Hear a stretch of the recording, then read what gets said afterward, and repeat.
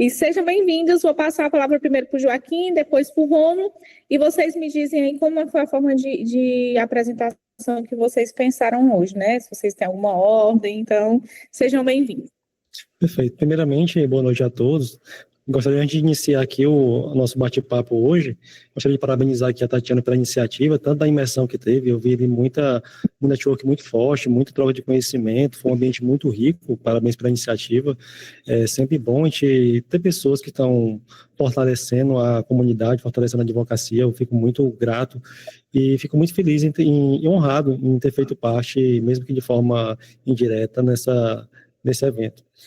Em relação a hoje, primeiramente, meu nome é Joaquim Neto, as pessoas que quiserem conhecer um pouco mais, eu não vou me estender aqui em relação ao currículo, podem pesquisar minhas redes sociais, @perito Joaquim Neto, lá vocês vão conhecer um pouco mais sobre o meu trabalho. E hoje, Tatiana, o que a gente pensou aqui, estava até conversando com o Romulo, vai ser um bate-papo mais informal sobre o que é que o advogado precisa saber para já começar a atuar com provas digitais. Como é que ele já pode começar a ter resultados, mesmo sem ter um acesso direto a um perito, como é que ele consegue solicitar as provas digitais, o que é a integralidade dos dados, a gente já começar a tratar sobre esses temas. Rômulo, pode ficar à vontade. Claro, grande prazer. Pessoal, eu sou o Rômulo Carvalho, sou formado em Tecnologia da Informação, pós-graduado em Audiovisual Forense, tá? Essa é a minha área de atuação, também especialista por busca ali na área de busca em fontes abertas, inteligência em fontes abertas, aquilo que a gente consegue encontrar, que está publicamente disponível ali. Temos até alguns livros ali nessa área, um que pude escrever juntamente com o grande Joaquim Neto aqui, que é um grande prazer estar compartilhando com eles. Então, essa é a minha área, minha formação também em tecnologia. A gente atua aqui com a ideia de colaborar com os doutores, principalmente no quesitos de perícias digitais, e principalmente no que tange ali todo e qualquer vestígio ou evidência digital ou prova digital, se for o caso, para que a gente consiga avaliar, analisar se está correto, se não está, se o procedimento está tudo ok, e poder estar apresentando uma excelente defesa para os clientes de vocês. Então, um grande prazer estar com vocês aqui, a todos que estão nos prestigiando, para mim a gente é um imenso prazer, uma alegria, e também tem um espaço aberto aqui que a doutora Tatiana conseguiu ceder para a gente, juntamente com a Academia de Criminalistas, para que possamos aqui compartilhar cada vez mais de bons conhecimentos voltados para o notório saber jurídico. Um oratório impecável, né, Tatiana? Sou fã do Romulo. Boa, viu? Vamos lá. Um tema que eu acredito que é muito relevante para todo advogado criminalista. O principal dele, eu acredito que é o calcanhar de Aquiles de muitos processos hoje ainda, tange no acesso à integralidade dos dados. Esse tema, eu vejo que tem muitos processos, principalmente processos mais antigos, que estão baseados em... O crime é fundamentado baseado em algo que não tem nem mais sequer materialidade. A defesa sequer teve acesso ao conteúdo integral, o conteúdo completo dos dados. Hoje, por exemplo, eu estava atuando num caso, na verdade finalizei um caso hoje, que foi bem curioso. Por quê? Porque era um caso de análise de EDS, onde a perícia oficial, o Instituto Criminalista, disse que era impossível estimar a localização do acusado no momento dos fatos. Depois, um perito criminal da Polícia Científica falou a mesma coisa, a operadora de telefonia falou a mesma coisa, e mesmo assim o Ministério Público e a acusação fizeram 2 relatórios lá totalmente tendenciosos que fundamentou a acusação e a condenação do acusado. Ou seja, tem coisas que o advogado, quando ele tem domínio sobre as provas digitais, ele conseguiria, por exemplo, solicitar acesso a esses dados e verificar ali que não teria informações suficientes para poder fundamentar aquilo. Mas o ponto principal é saber como solicitar acesso a esses dados e como validar se aquela informação está completa ou não. Falei o caso de análise de EBS, mas o mesmo vale para extração de celular, a parte de... quando a pessoa manda só uma foto da tela do celular, dados de nuvem, todo tipo de vestígio digital, é muito importante a gente ter acesso a esses dados. Rômulo, o que é que você tem visto ultimamente relacionado a esse tipo de situação? Como é que você tem recebido esse tipo de caso? A ideia principal que a gente tem visto, Joaquim, é que não existe uma conformidade, muitas vezes, por parte da acusação, somente avaliando uma certeza e exatidão dos dados, tá? É difícil eles conseguirem produzir algo apontando uma exatidão, dizendo que foi fulano ou cicrano, e simplesmente com esses tipos de dados, tendo em vista que a gente precisa avaliar outros pontos criteriosos. Por exemplo, o fato de ser o meu celular quer dizer que sou eu que estou carregando ele? É um ponto que levanta-se no mínimo dúvida, porque aí eu estou trazendo não apenas o dispositivo, mas o uso do dispositivo. Se alguém for analisar, por exemplo, o meu celular, aí pessoalmente, existem 3 contas que estão associadas diretamente ao meu número, ao meu CPF. Existem 3 números de celulares aí, tanto o meu quanto mais outros 2 que estão direcionados. Então, vamos fazer uma pesquisa, uma busca.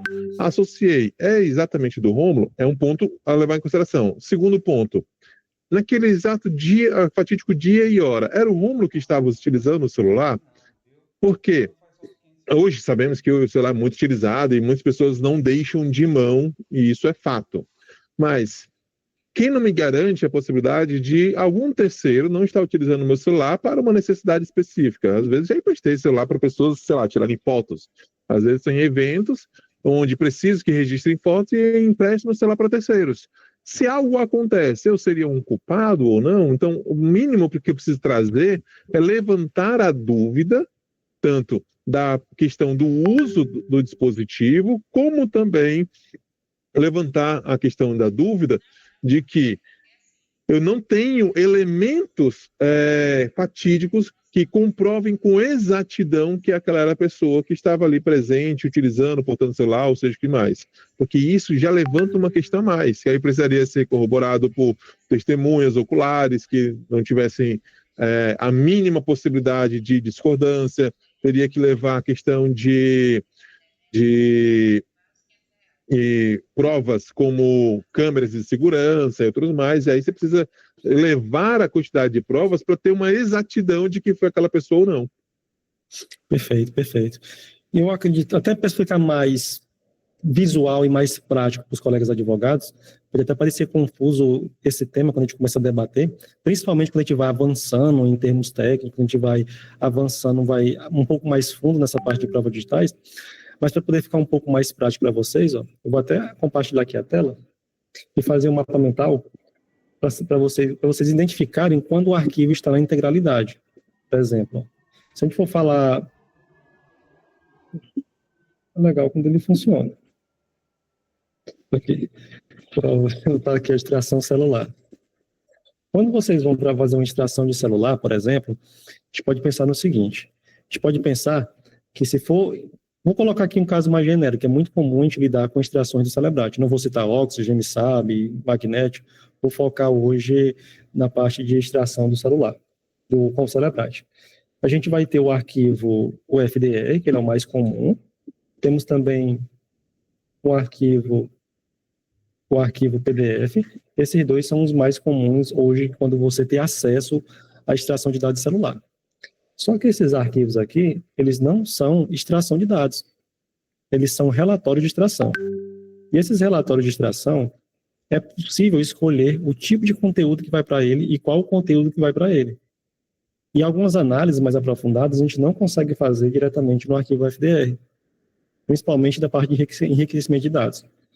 Com isso, o que é que vocês precisam ter acesso para poder garantir ali a integralidade dos dados? Vocês precisam ter acesso ao arquivo zip, bin. Geralmente eles vêm nesse formato, por padrão, né? Estou dizendo uma forma mais generalista. Ele vem nesse formato zip ou bin. E precisa ter também acesso aos logs de extração, que vem ou no formato UFD ou UFDX. O que é que isso quer dizer? Quando eu vou fazer uma extração de dados de um celular, por exemplo, utilizando soluções da Cellebrite, eu vou utilizar a ferramenta UF de Cellebrite. Hoje estão migrando para Insights, eu não vou também me ater muito a nomes, mas é uma ferramenta para extração e uma ferramenta para processamento de dados. Extrair os dados. Ele vai gerar para mim, por padrão, um arquivo zip ou bin, e os logs de extração vai ser um arquivo UFD. A gente consegue, inclusive, conferir qual é esse arquivo e qual a assinatura hash dele. A gente tendo acesso a esses 2 aqui, a gente consegue validar se a prova ali está completa ou não. Porque pelo menos até hoje, e até onde eu conheço, não é possível você fazer extrações do Cellebrite escolhendo o tipo de conteúdo que vai.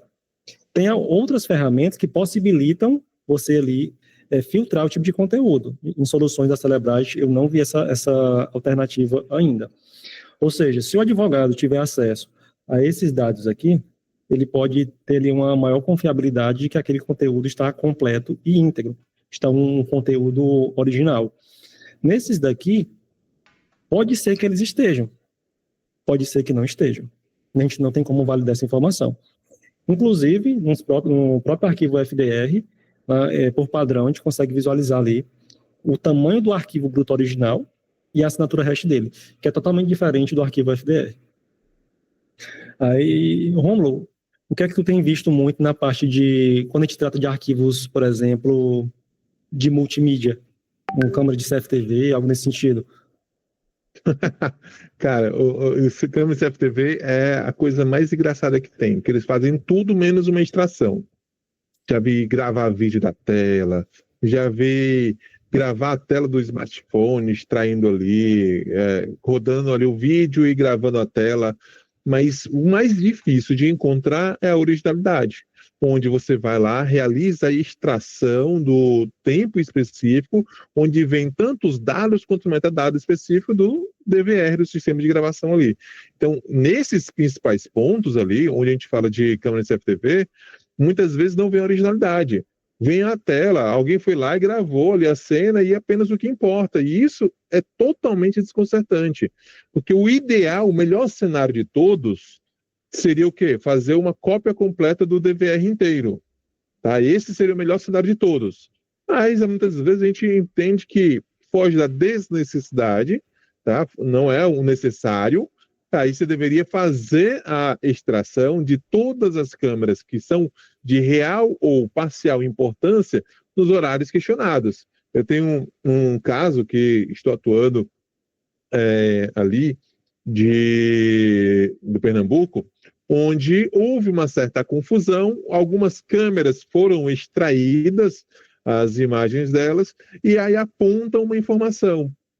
Mas se eu identifico de outros ângulos que também possuem câmeras ali, eu consigo trazer complementos que trazem a inocência para o cliente. Mas essas câmeras não foram completamente apresentadas. Elas foram parcialmente colocadas ali a público. As demais, as mais importantes, muitas vezes eles acabam não querendo colocar no necessário. E aí, essa é a importância de conhecer como funciona, como extrair do sistema de gravação, trabalhar sempre com originalidade. Quando a gente trata, principalmente, de mídias digitais, de modo geral, a gente fala que a mídia ela tem que ser o mais original possível. E o que a gente recebe? Uma mídia, muitas vezes, que passou pelo WhatsApp.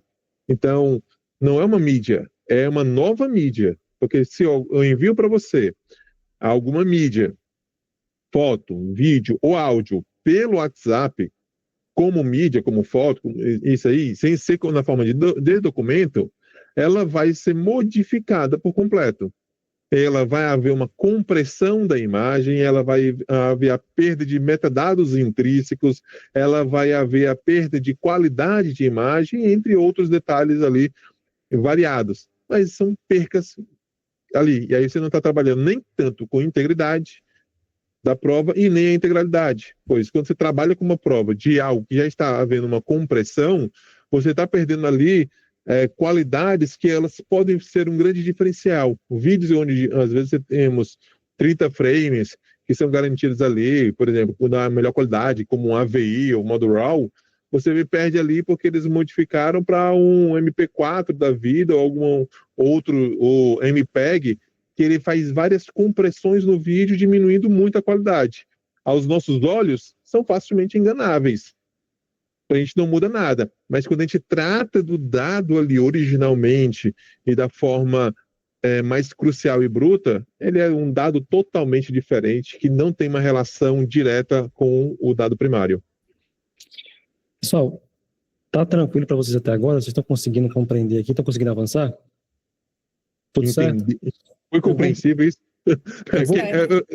Eu vou pedir aqui para vocês, eu vou começar aqui uma dinâmica aqui. Eu vou pedir para vocês fazer o seguinte. Alguém aqui do grupo, manda uma foto aqui da gente aqui no grupo. Acabei de entrar no grupo para isso. A gente está acompanhando aqui essas mensagens. Manda uma foto aqui do grupo normal, só uma foto normal do WhatsApp, e manda uma foto como documento, por gentileza. Eu vou pegar aqui a foto e vou mostrar aqui, explicar isso de forma técnica para vocês, que é como está demonstrando aqui. Acabou de enviar uma foto. Envia novamente, Tatiana. Pronto. E aí, não, pronto, Tiana, peraí. Isso aqui não é foto, é um print, tá? É uma captura de tela. Vamos evitar o captura. Tem que ser Usar foto. A gente aproveita e utiliza o print também como exemplo, vai ser interessante. Aí manda uma foto como documento e manda uma foto normal. Manda a foto do WhatsApp. Pronto, já chegou aqui uma foto normal. Lia, beleza. Eu com cara de menino malino. Agora, Lia, agora envia a mesma foto como o documento. Quando você clicar Se ela ali tiver tirado no WhatsApp, não vai dar. Se ela tiver tirado no É só clicar lá nos 3 pontinhos e coloca documento e você escolhe a foto. Não, eu digo assim, se ela tiver tirado no próprio WhatsApp. Sim, verdade. Tira Vou com a mandar aqui. câmera. Tira com a Vou câmera, mandar usa a aqui. câmera. Não pode ser a câmera do WhatsApp, tá? Tem que ser a câmera normal. Aí agora eu vou mandar como documento. Perfeito. Fica melhor de vocês Isso é entenderem maravilhoso. isso. Fica bem mais fácil. Perfeito. Recebi aqui um arquivo, o mesmo arquivo aqui. Agora eu vou abrir aqui Vou compartilhar aqui a tela com vocês. A Tiane está usando o iPhone, certeza. Vou baixar aqui. Esse ponto reiki é iPhone. Se for o quê? O ponto reiki é iPhone.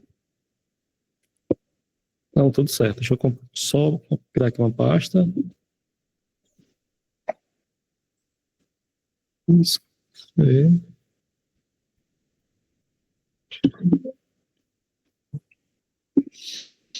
Salvar aqui.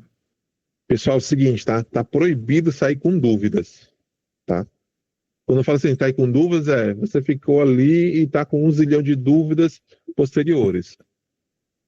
Terminou, tem dúvida? Manda lá pra gente, bota lá no grupo, vamos movimentar o grupo com as dúvidas lá de vocês, que aí fica muito interessante. Tá aqui as duas fotos. As duas fotos, a gente pode visualizar aqui que visualmente são o mesmo arquivo, ó. É menos, em teoria, são o mesmo arquivo. Mas observe o seguinte. Compartilhou pelo WhatsApp. Quando você faz isso, o arquivo original e o arquivo enviado pelo WhatsApp, a gente já sabe que não é o mesmo. Porque o WhatsApp, por padrão, não só o WhatsApp, mas as redes sociais, por padrão, eles comprimem os dados. Eles comprimem os arquivos. Eles pegam o arquivo original e transformam em outro arquivo. E com isso, a gente perde muitas informações. Por exemplo, vou fazer aqui uma pergunta para vocês. Aqui, vocês sabem o que é assinatura hash? Se alguém Eu não sei. sabe, fala. Quem assistiu a aula do Alexandre de Moraes já? Eu já ia dizer. Não, foi uma pergunta contrária. Quem não sabe o que é Também assinatura eu hash? sei, mas não vou falar não. Vamos lá. Quem não sabe, é melhor. Eu vou compartilhar aqui a tela aqui novamente. Ó. Esses dois arquivos aqui, eles têm a mesma assinatura hash ou não? Foi o arquivo do WhatsApp que eu peguei, das fotos. Eu penso que não. Não. Perfeito. Vamos ver se tem a mesma assinatura hash ou não. Vou abrir aqui o hash calc, ó. Vou botar aqui o MD5 que é mais fácil. Eu vou calcular aqui. E o outro hash calc. Vou colocar aqui, ó. Vou pôr o MD5. Você consegue visualizar que é totalmente diferente a assinatura hash dos dois. Se eu colocar esse nome aqui, ó. Eu copiei esse nome aqui e vou colocar aqui agora.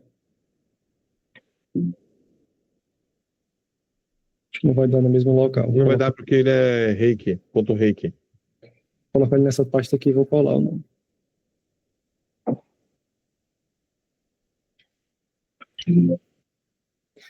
Se eu calcular a assinatura hash agora, vai ser igual ou diferente?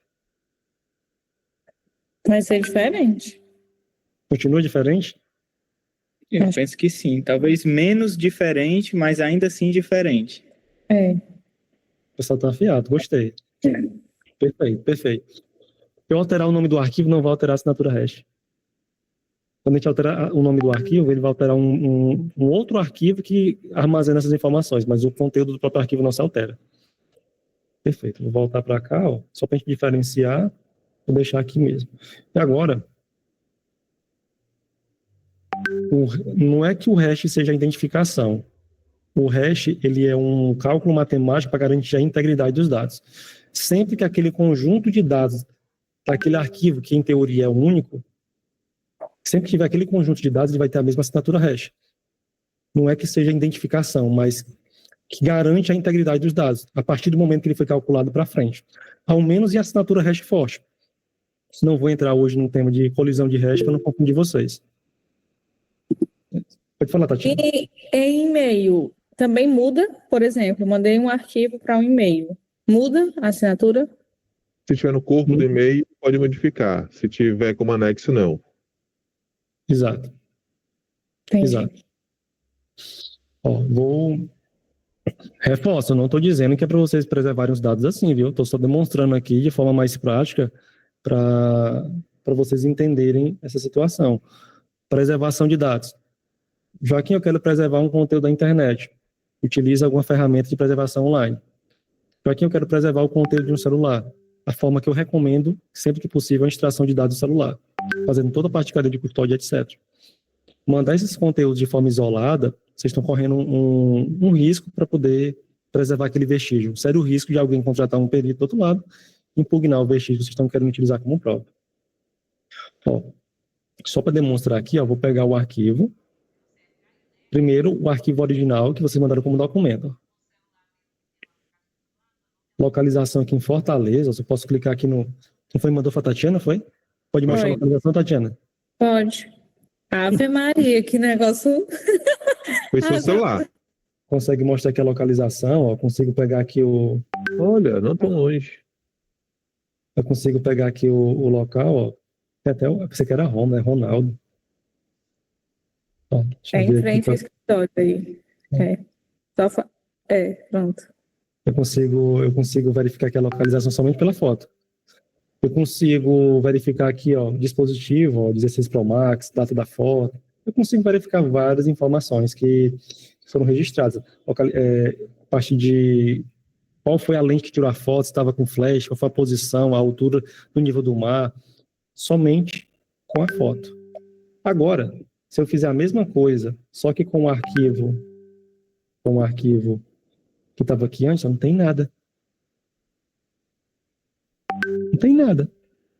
Nada. Aí, imaginem vocês estão utilizando uma prova que foi enviada pelo WhatsApp, que não pode invalidar nada nessa foto. Como é que vocês vão dar confiança e credibilidade num vestígio desse? Como é que vocês vão trabalhar com um vestígio desse? Esquece. De hoje para frente, não mais. Acabou-se. Vocês vão sempre solicitar a integralidade do conteúdo com a metodologia de cadeia de custódia e garantia de integridade, integralidade e autenticidade dos dados. Vocês não vão mais aceitar qualquer coisa que entregar para vocês. Solicita a integralidade do conteúdo. Romulo, tu consegue demonstrar fácil aí, por exemplo, colocar um outro endereço ou um outro celular que seja, em algum desses arquivos? Peraí, é rapidinho. Enquanto o Romulo vai demonstrar aqui o motivo de a gente ter que ter acesso à integralidade do conteúdo, vocês estão com alguma dúvida agora? É o drip da vaca, né? Aí o mestre Tô delando. Tô só um pouco assustada.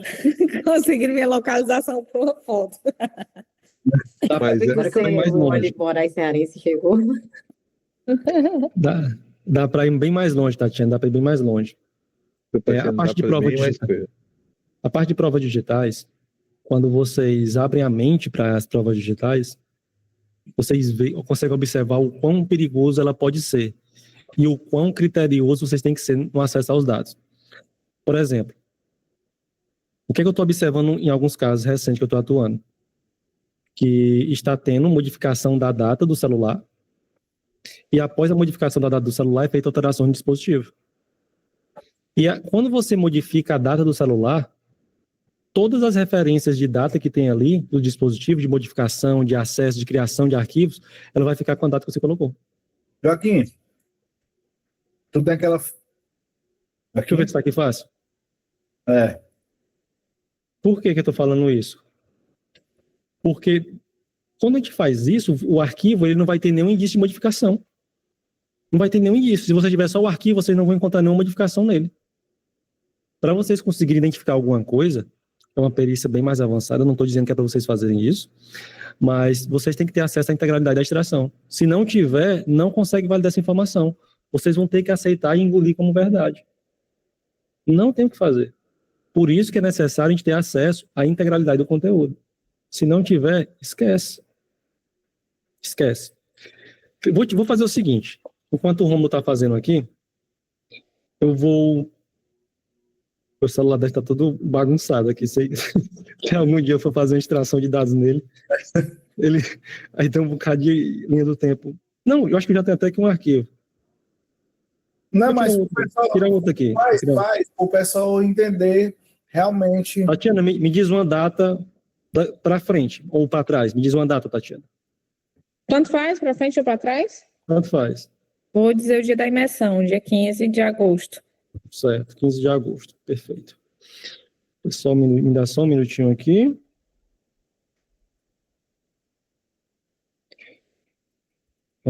Cadê? Eu vou dizer... Eu vou tirar uma foto aqui agora. Tirar a foto aqui da gente. Vai. Não tinha cabelo, não. Abre as câmeras aí, ó. Abre as câmeras, abre as câmeras. Pronto. Estou fazendo um vídeo, deixa eu tirar a foto aqui agora. Pegar a foto, pronto. De novo. Perfeito. Agora eu vou enviar essa foto no grupo como documento. Isso é sério, pessoal. Isso aqui é sério. Essa informação você não encontra fácil em canto nenhum, não. Isso vem de pesquisa. E depois que eu vi o risco disso, que caiu a ficha. Poxa vida. Agora, pessoal, quero fazer um alerta para vocês. Eu tenho um ano que eu ando com o Joaquim e com o Romo. Tem um ano que eu fiquei careca, viu? Os homens aí, doutor Rodrigo Martins, se despeça dessa sua cabeleira. O Santos já tá tranquilo. Ó, mandei uma foto para vocês no grupo. Tem que ensinar a ilustrar, viu, Deolano? Mandei uma foto. Olha só essa foto. Ó. Deixa eu salvar aqui essa foto naquela mesma pasta que tá. Nem lembro mais o nome do arquivo. Mostrando Do que eu te mandei? Ó, vou pegar aqui, ó. Olha só, tirei a foto aqui agora. Aqui é a nossa fotinha. Nosso colega aqui, o Sam, ficou até com os olhos fechados. E eu vou fazer o seguinte, ó. Vou jogar naquele mesmo ferramenta aqui, ó. Ele deu aqui a localização, a foto certa. Não. Eu enviei certo? Enviei. Não. Deixa eu pegar aqui outra ferramenta. Esse aqui deu Google. É a certa. Vou pegar aqui, exif. Não precisa saber agora o que é essa ferramenta. Depois eu explico. É uma ferramenta que faz análise de metadados.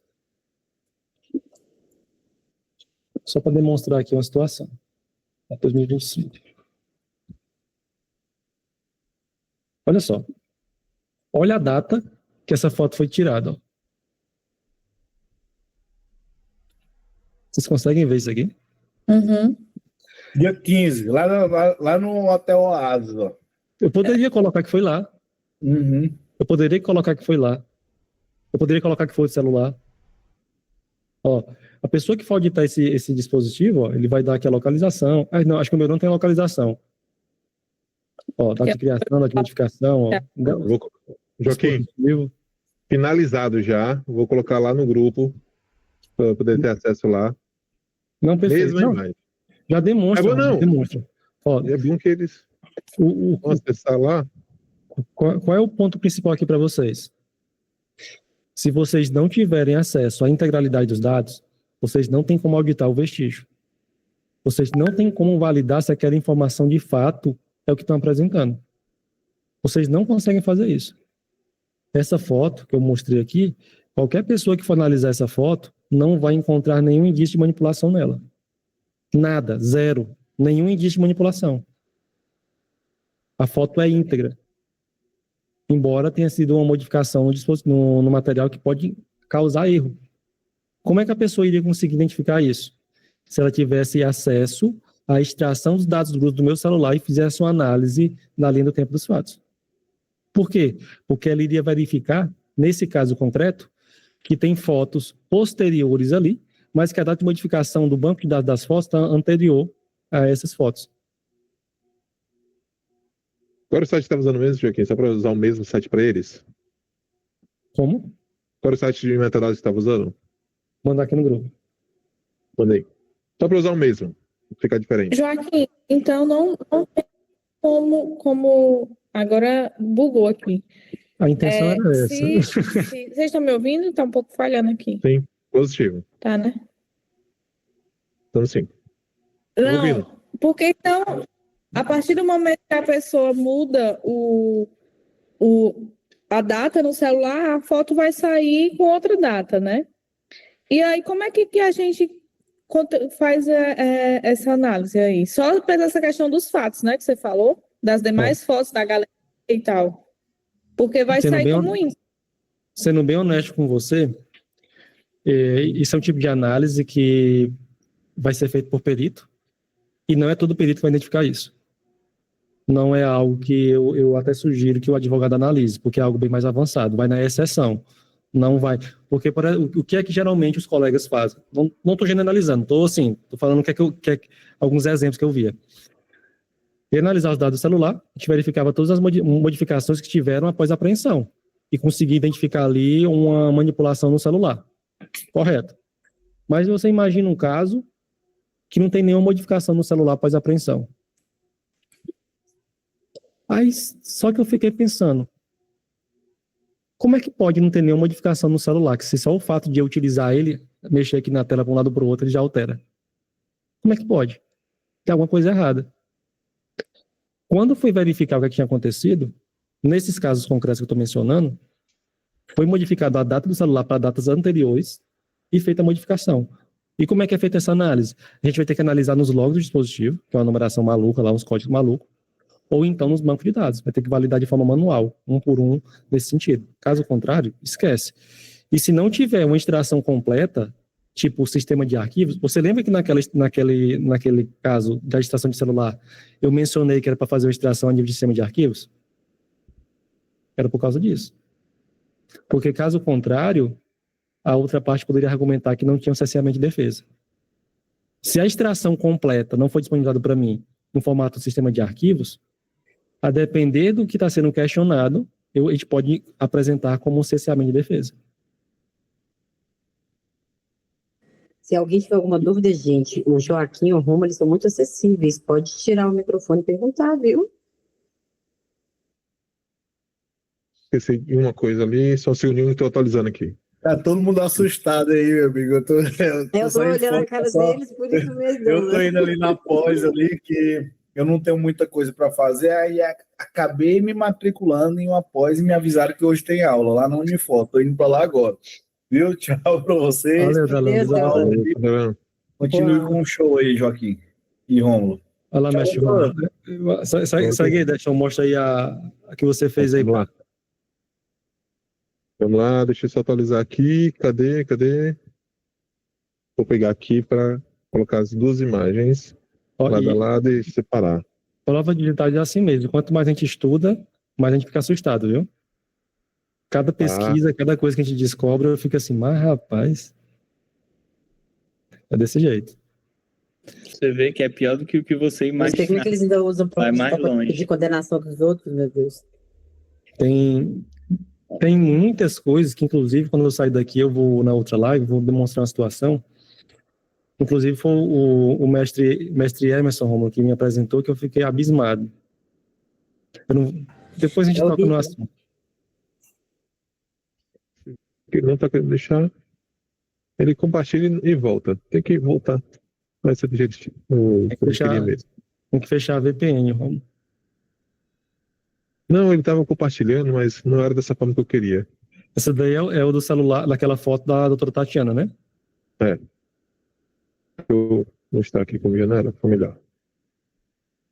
Tá, vamos lá. Doutora Tatiana, essa aqui é a sua foto. Confirma. Confere, tudo ok? Tá mostrando só a tela do Exif. Tranquilo. Essa aqui são os dados da sua foto, não é isso? Ó. IPhone, a localização que o Joaquim já trouxe. tal, certo? É a mesma foto que eu peguei, aí eu não estou conseguindo compartilhar como o modo geral, mas agora, epa, é nesse aqui. Não, Esse é o iPhone, na outra que é da Nokia. mas Nokia, era para estar atualizando, peraí, deixa eu pegar novamente. Nokia 100 aí, é lembrança de muita gente, viu? Eu quis trazer realmente isso, como se fosse um Nokia aqui, 100, não sei porque Mas não pegou a localização, porque eu modifiquei e era que trago de localização diferente, tá? isso aí é realidade, viu, Romulo? Ah, cara, foi o meu primeiro celular. Mas vamos lá. Consigo trazer aqui agora que essa foto ela foi tirada agora pelo Nokia 100, tá? E aí eu consigo trazer todos os mesmos dados e informações aqui presente. Tá aqui, Nokia 100, todas as mesmas informações. Eu só estou chateado que eu não consegui pegar a localização, modificando aqui. A ferramenta que eu usei para modificar foi só essa, tá? Uma ferramenta que eu consigo apontar aqui, bem tranquilo aqui, eu faço as alterações da imagem, o completo, na verdade não é essa página, é na outra página. Esse aqui é um outro para visualizar. Que eu consigo trazer os metadados de uma maneira simples. E por que minha ideia foi trazer esse tipo de informação, esse tipo de metadado? Que modifica e é fácil modificar, é fácil trazer algo diferente. Porque não é difícil, é simples. É simples você modificar os dados. Tá aqui, GPS. Romulo, tem uma pergunta aqui, Romulo, da Lia. Quando a extração é passada para um CD, muda o código hash? Que agora eles jogam direto em algum sistema, mas antes colocava um CD. Na verdade, não. Mas é lógico que a gente entende, principalmente hoje em dia, as extrações elas não caberiam em um CD, muito menos em um DVD, tá? Porque ambos são pequenos, ambos ali. E um celular, hoje em dia, no mínimo tem que ser um HD ali, porque vai dar no mínimo alguns gigas de extração. Então, os smartphones hoje em dia, eles têm 256, 512 gigas, os menorzinhos são 64 gigas. Então, não tem como a extração, por menor que ela seja, mais que ela venha só o sistema, caber em um CD ou DVD. Teriam que ser vários CDs e DVDs, mas é uma prática que hoje que se torna muito inviável. Até porque praticamente vocês sumiram as leituras de DVD. Hoje em dia não tem notebook que tem leitor de DVD, nem CD, nem nada disso. Elas sumiram do mercado mesmo, não existem mais, tá? Então o ideal é realmente sempre estar ali ou em nuvem, e aí é muito bom que facilita a coleta numa nuvem boa, tá? Evitando algumas aí que... Tem algumas que para você baixar algo, pense numa burocracia absurdo. Tenho visto algumas assim. Ou então faz ali, leva um disco para poder fazer a cópia de um para um. Recentemente peguei um com o Dr. Rodrigo, que era de 10 teras. Então os clientes entregaram ali uns 6 teras, quase 7 teras de arquivos ali para serem copiados, e aí foi entregue num HD de 10 teras. Um outro caso pegou 2 teras. Tem casos aí de... Hoje, dados lida com isso. Então, não tem CD e DVD, nem o Blu-ray, que era maior um pouco, conseguiria pegar essa quantidade de dados e apresentar ali dentro, tá? Mas assim, Lia, respondendo a sua pergunta, se for o mesmo arquivo, não altera o código hash. Agora, tem alguns... Porque eu estou tentando aqui o máximo possível não complicar a vida de vocês. Porque também aí já entra em termos, por exemplo, o hash do arquivo e o hash da imagem. A gente pode combinar uma outra aula aqui e falar um pouco mais sobre isso. Mas o que é que você tem que entender? Se o arquivo for o mesmo, não altera o código hash. Agora, o que é que pode acontecer em algum cenário, algum caso concreto? Vamos supor uma foto qualquer, você não teve acesso à extração, você teve acesso a uma foto ou um vídeo.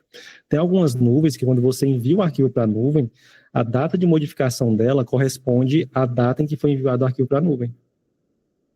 Até mesmo em alguns sistemas do PJS, sistema do EPROC, quando você faz ali o envio, pode ser que altere a data do arquivo. E isso pode prejudicar, inclusive, a análise. Compressão de arquivo, por exemplo, o PDF está com 5 megas, eu quero comprimir para 3 megas. Vai mudar a assinatura hash, pode perder informações. Na verdade, não, vai perder informações. Arquivo de vídeo, tem que converter para ficar o menor, porque senão o sistema não suporta. Não é o mesmo arquivo, é um outro arquivo. Pode ser que perca informações dele. Doutor, Essas análises de informações, elas são muito perceptíveis, tá?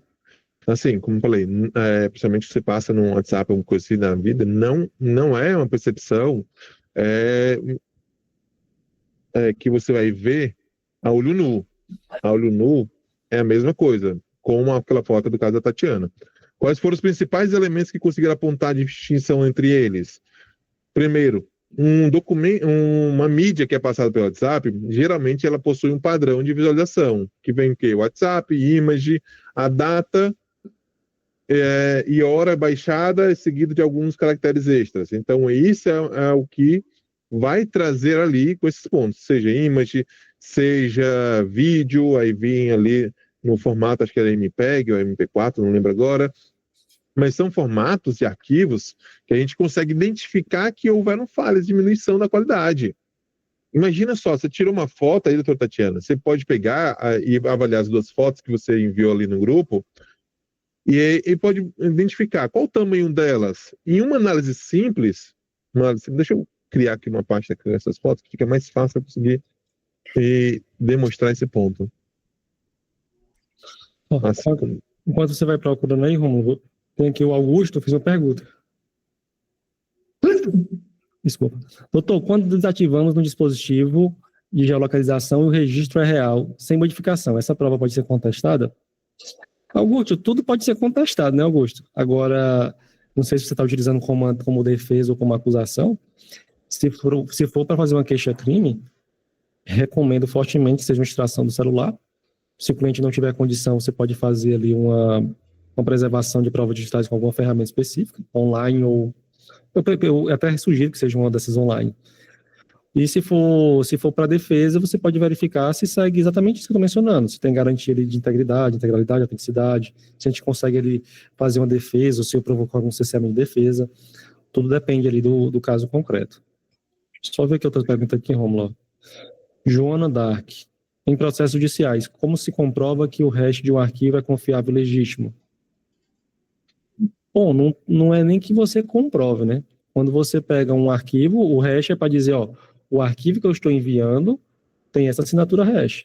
Quando você baixar o arquivo, você pode verificar se a assinatura hash daquele arquivo corresponde com a assinatura hash que está num processo. O hash tem esse papel, é de garantir a integridade. Não é que dizer que é legítimo, é a integridade dos dados. Pronto. Joaquim, não estou conseguindo compartilhar a tela completa, né? Se compartilhar só aba ou janela. No caso, vou só mostrar aqui um pouco da questão da janela, o que você consegue identificar, principalmente quando há diferenças, tá? Ué, acabei de compartilhar, tinha funcionado. Quem sabe, quando é ao vivo é assim mesmo, né? Acontece dessas. Não estou conseguindo compartilhar a tela. Vamos lá. Mas deixa eu dizer o seguinte, a priori eu consigo identificar que são imagens diferentes, porque uma vem com um peso diferente, se você olhar o tamanho, por exemplo, o tamanho da imagem que a doutora Tatiana enviou como rei, que ele tem 3.200 KB, tá? A outra tem 239 KB, já é uma diferença absurda. Se eu vou analisar, por exemplo, já a propriedade deles, simples, só isso. Só a questão das propriedades mesmo, coisa que o próprio computador já tem. Na identificação das propriedades, ele já aponta uma diferença também, tanto ali na questão de extras, que eu consigo pegar e apontar. Vou colocar lá no grupo, porque infelizmente eu queria ter colocado aqui e não estou conseguindo fazer essa diferenciação aqui, mas ele aponta tanto a diferença em tamanhos, como ele também vai apontar na questão da qualidade do tamanho mesmo do serviço completo, tá? Em detalhes, clicando em detalhes, a gente consegue trazer ali, e aí eu vou colocar o print também dessa outra diferenciação, onde ele vai apontar uma diferença absurdamente gritante no tamanho, onde ele já me traz que possuem 1.200 por 1.600 tamanho, que é a imagem passada pelo WhatsApp, ou seja, é um tamanho pequeno, um tamanho diminuto ali, e a outra, ele já é bem maior, que foi a imagem que ela tirou com o celular, que é 4.284 por 5.712. Ou seja, é a mesma imagem? Visualmente falando, é igual. Mas tecnicamente falando, é totalmente diferente. A outra pequenininha, ela cabe, para chegar na grande, a pequena chegar na grande, cabe no mínimo 4 a 5 vezes a mesma imagem. Porque a qualidade da imagem que passou pelo WhatsApp, ela reduziu muito a qualidade dela. E aí o que acontece? E aí o principal ponto que eu acho que é o mais chato que acontece. Dentro de um processo, você foi lá, tiraram uma imagem do local, fizeram um vídeo, gravaram no DVR, a câmera ali, filmaram, passaram para o WhatsApp. É isso que acontece. A prova simplesmente perdeu inúmera qualidade ali. Romulo, se eu tirar o vídeo, a foto da foto, isso também reduz. Porque o importante é a mídia original. Quanto mais original, melhor a qualidade. Doutora Vanessa. Oi, Romulo, boa noite. Boa noite, colegas advogados. Eu tenho uma dúvida quanto à observação do indício de alteração da prova. A realidade da advocacia, acredito que seja geral no estado do Ceará, é de que existem grandes operações envolvendo um grande número de pessoas, a grande maioria iniciada por provas digitais, mas que nem sempre se consegue fazer perícia tendo em vista principalmente o valor de uma perícia hoje, que as pessoas geralmente elas não têm a condição de realizar. Enquanto defesa, enquanto advogado, e qual seria o meio de, antes de indicar uma perícia, ser observado pelo menos um indício de alteração de uma prova? Eu sei que exige uma análise minuciosa do caso em cada processo em si, mas pelo menos de verificação dos códigos hashes. Eu conheço a jurisprudência do STJ, mas eu não consigo visualizar, pelo menos para indicar para o cliente, uma perícia. Claro, que eu sei que tem coisas que não são vistas aos olhos do advogado, que não é nossa área específica de atuação, mas que existem coisas que são assim mais gritantes. Então, eu queria saber se tem alguma ferramenta, algum meio de se verificar o código hash, se ele bate com aquele que foi fornecido diante daquelas páginas, daqueles dados que eles são fornecidos geralmente pelas varas no SharePoint. Você está falando de extração de celular ou de outro vestígio digital? Tanto extração como nuvem. Certo, de extração de celular. Você tem vários tipos de análise. Vamos pensar numa análise mais simples que o advogado conseguiria fazer. Você pode abrir, por exemplo, o iPad ou até mesmo o Celebrite Reader. Você coloca uma linha do tempo dos fatos e você coloca da data de apreensão para frente.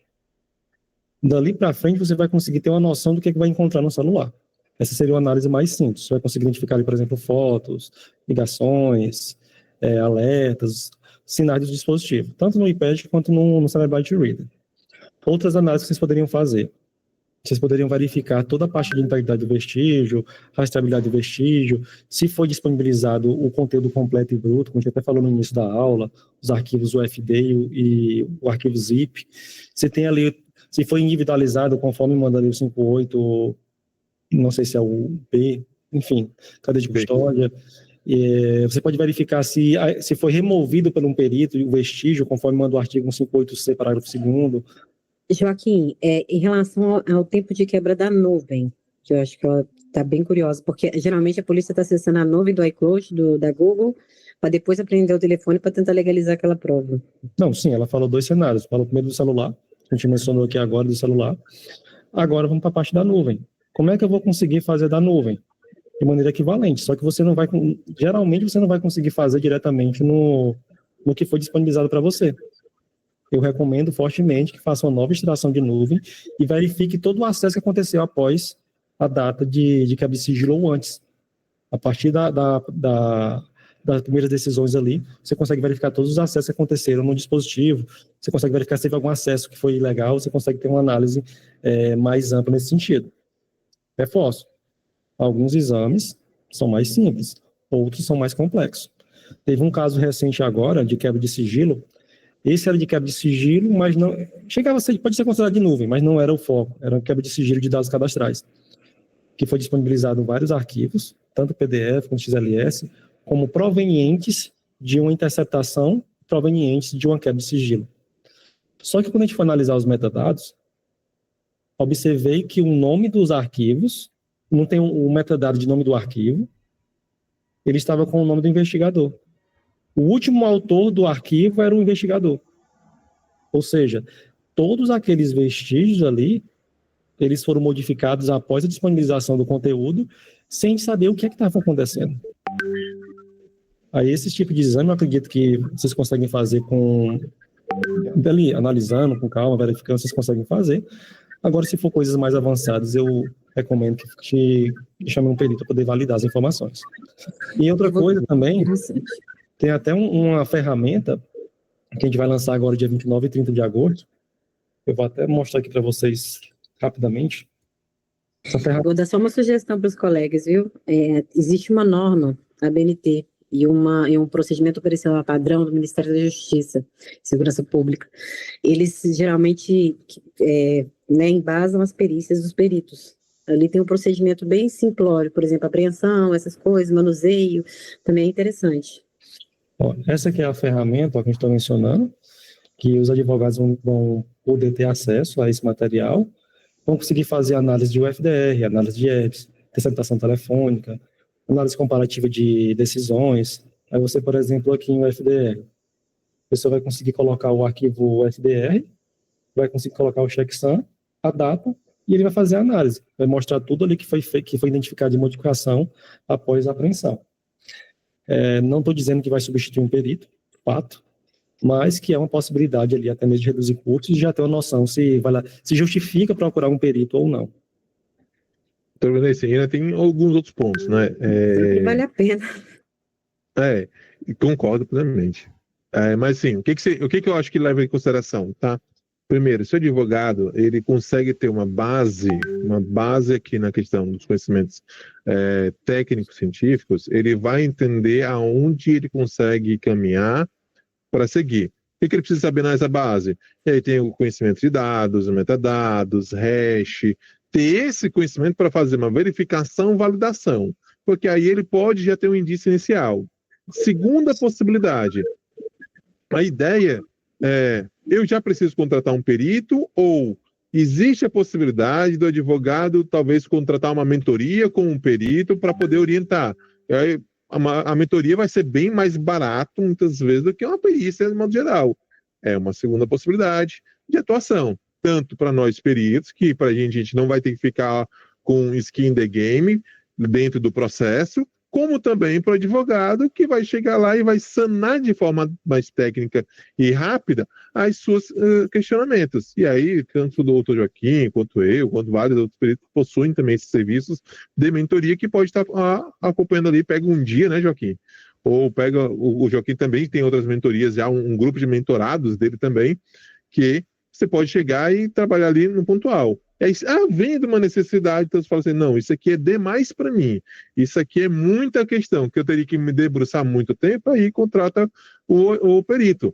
Mas a ideia principal é existir um conhecimento prévio, que aí conhecimentos como esse, compartilhamos aqui, ontem tive na Criminal Play falando sobre uns assuntos, hoje já estava ali também o colega Leandro Morales também falando, a busca pelo conhecimento por parte do advogado, para que ele tenha noções básicas de quais são os primeiros passos a verificar, validar ou evidenciar aquilo ali, são os fundamentais que vai dizer para ele no processo. Se ele realmente vai necessitar do perito. Porque eu entendo que existem questões que são bem simples e não precisa. Você consegue resolver, mas precisa sim buscar o conhecimento. Não adianta o não buscar, então o fato de todos estarem aqui, eu já os parabenizo todos mesmo por estarem aqui, numa quinta-feira, de 7 às 8 da noite, tentando buscar conhecimento com esses peritos que às vezes têm loucura e bits e bytes na cabeça rodando, mas buscando conhecimento para melhor vocês fornecerem aos clientes de vocês uma defesa cada vez mais sustentável, cada vez mais técnica, cada vez mais completa. Sensacional. Aliados, eu vou ter que sair agora, tenho outro compromisso, vou iniciar outra aula tema semelhante. Depois eu vou até compartilhar o link que a doutora concordando, até compartilhar o link para vocês. Se caso queiram falar mais sobre esse assunto, eu sei que é um tema que pode ir muito longe, é um tema que tem muito o que falar, a gente já vai combinando, a doutora Tatiana já fala com ela já. E assim, eu agradecer aqui a oportunidade de conversar com todos aqui, é sempre um prazer a gente poder compartilhar sobre provas digitais. Eu vou fazer o seguinte, ó, tem 2 minutos. Não, eu vou uma pergunta, mais uma pergunta. Antes de eu ir, vocês querem fazer mais alguma pergunta? E depois vocês ficam com o mestre Rômulo aí, se ainda tiver disponibilidade. Dou-lhe uma.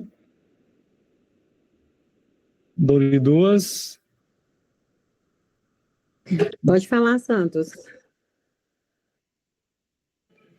Bom. Doutor Joaquim, sei que o senhor quer sair, mas ainda faltava o Dali 3. O senhor falou... Primeiramente, boa noite a todos, né? Eu posso falar?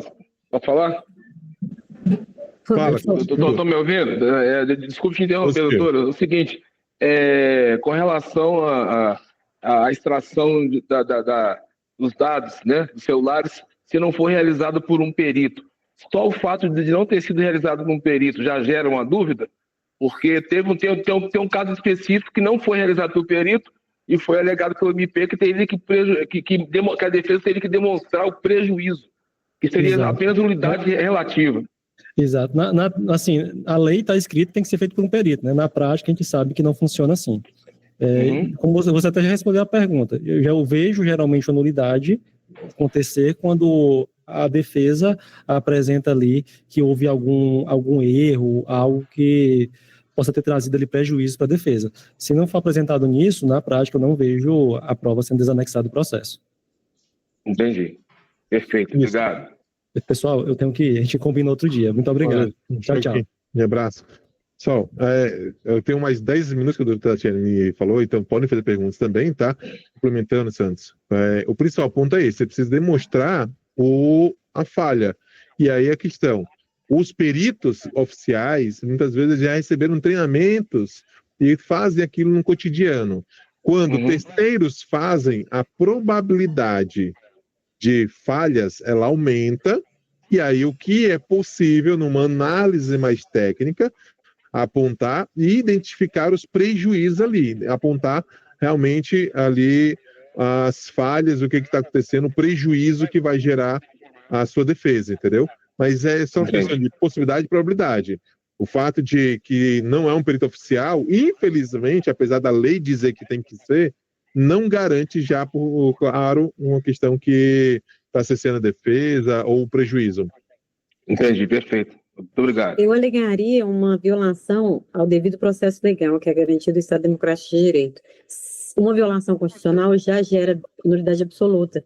Então, é interessante que sigam o preceito prescrito em lei, porque o processo penal não é para condenar, é para o indivíduo se proteger da força estatal. Sim. Né? Eu sei que é difícil. Graças a Deus, o STJ está pacificando o entendimento de que é nulidade absoluta. Eu estou falando assim, porque eu já vi casos onde simplesmente o juiz vai falar assim, não vi prejuízo. Aponte um prejuízo. Então tem muitos casos que ele vai fazer isso, né? Por isso vai violar minha garantia constitucional. Aí vai ser uma questão que vai entrar no quesito jurídico. É horrível, horrível. Mas eu tenho um paradigma, eu vou mandar para a Tatiane, viu? Tá bom. Vanessa, você quer fazer uma pergunta? Doutor Rômulo, obrigada pelo esclarecimento, e foi muito bom, porque era justamente o que eu queria saber, era dessa verificação e validação, não é? É da possibilidade, eu até anotei aqui as ferramentas que foram indicadas pelo perito Joaquim. E eu tenho um segundo questionamento.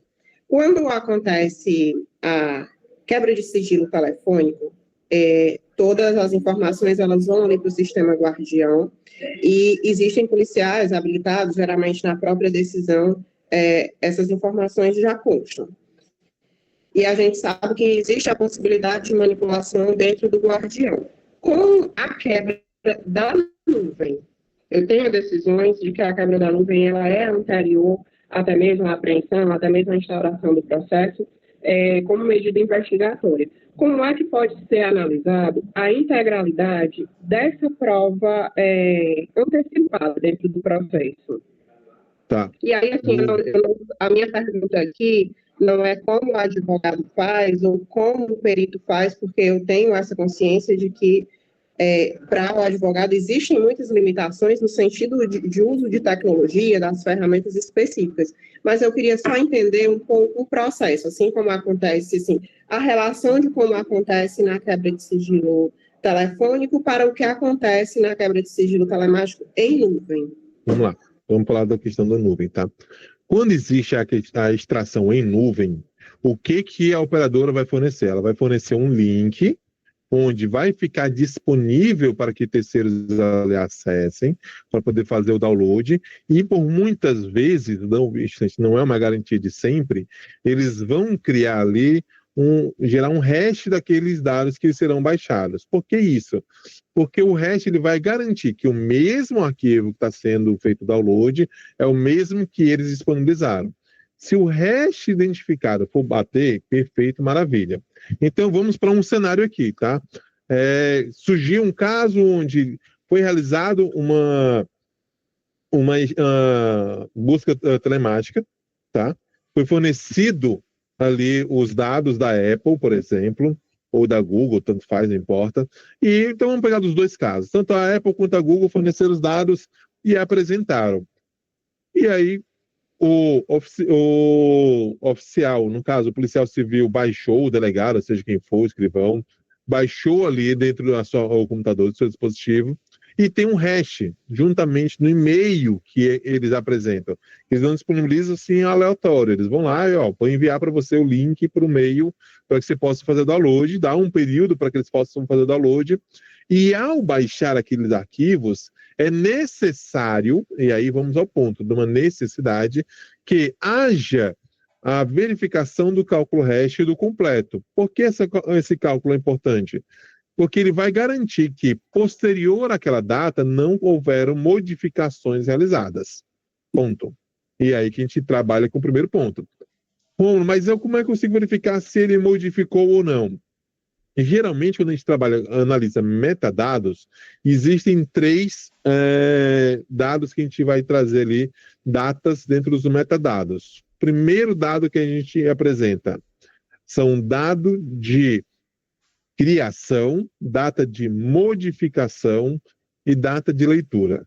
Tá? A última vez visualizado ou algo assim de impressão, aí depende muito do serviço que for buscado.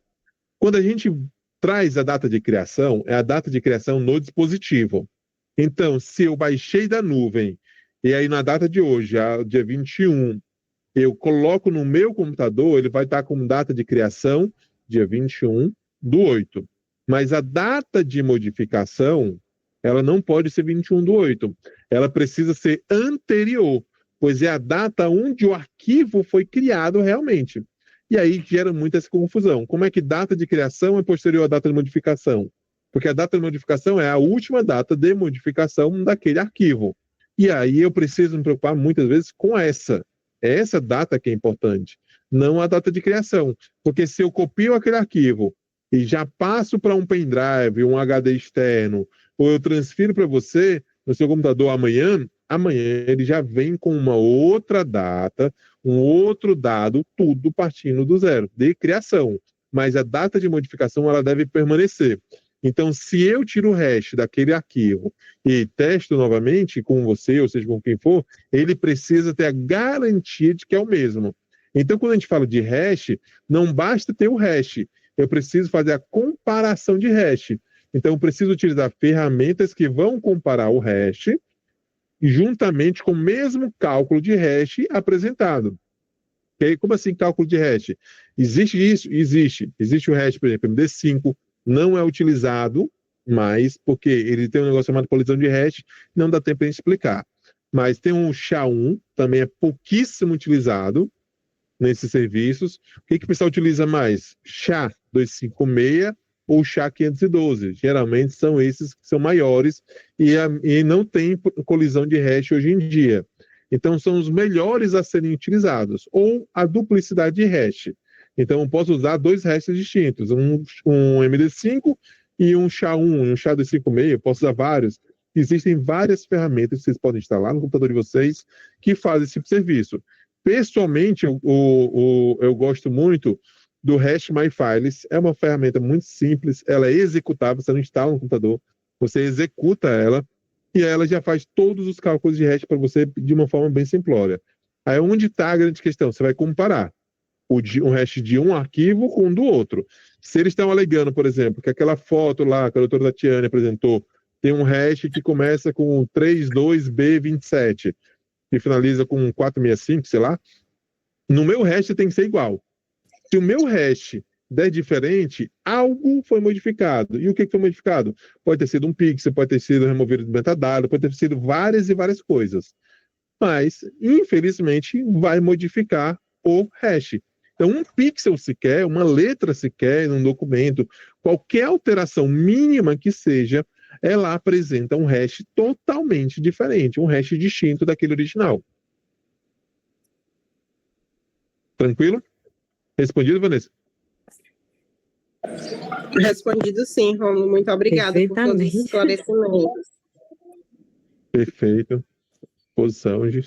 Mais perguntas? A doutora Tatiana vai me dizer que eu só tenho 2 minutos.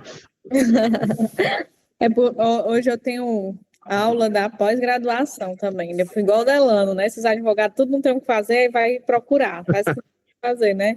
Tá certo, capacitar, isso mesmo, procurar capacitação.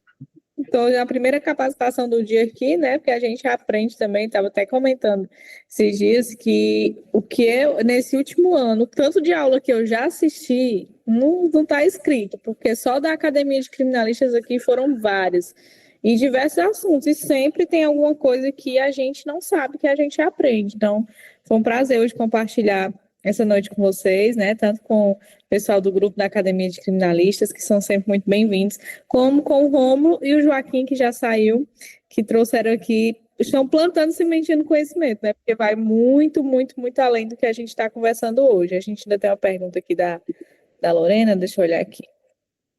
Lorena, leitura, dado de leitura. Lorena, doutor Rômulo, você falou que temos que nos atentar a 3 dados: criação, modificação e qual seria o outro? São muitas vezes dados de leitura, ou de impressão, depende muito de qual terceiro, tá? O de modificação e criação, ele sempre vem. O terceira data, ela vai depender muito do arquivo. Então, tem arquivo que é de leitura, por exemplo, documentos de Word, ele tem um data de leitura. Documentos PDF, ele tem dado de impressão. Então, são metadados extras, tá? Sempre vem modificação e criação. São fundamentais. A depender daquele outra questão, vai vir um dado de leitura, visualização, ou algum extra ali.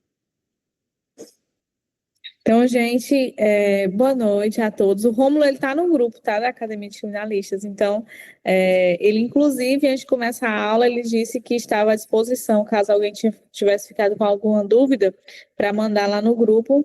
E os livros? Se vocês quiserem livro, pode entrar em contato, que a gente manda autografado. Diz aí, ó, mostra aí os livros, Rômulo. Ou então, depois você também pode mandar lá no grupo, mas aí fala logo, depois manda lá. Ó, tem 2 livros, inclusive eu ganhei os 2 na autografado, consegui os 2 autografados lá na imersão. Tâmida, você queria falar? Eu nunca sei. Não, eu ia bater palma, apertei errado. Tá. Eu até já tive aula com ele é muito bom, Rômulo. Obrigado. Então, gente, até a próxima aula. Muito obrigada. Rômulo, muito obrigada pela sua disponibilidade. Muito obrigado, Tatiana. Depois a gente vai marcar um momento aí com mais horas, porque é um assunto inesgotável, né? Então, eu acredito que vocês estão sempre se atualizando, porque as coisas digitais mudam muito rápido, muito rápido. Do tempo que eu comecei a advogar para cá, eu nem sei dizer o tanto de coisa que já mudou. E eu sou nova, tá, gente? Sou jovem advogada. Então, tchau, gente. Muito obrigada e até a próxima, se Deus quiser. Tchau. Tchau. Até a próxima. Boa noite. Boa noite. Tchau. Tchau.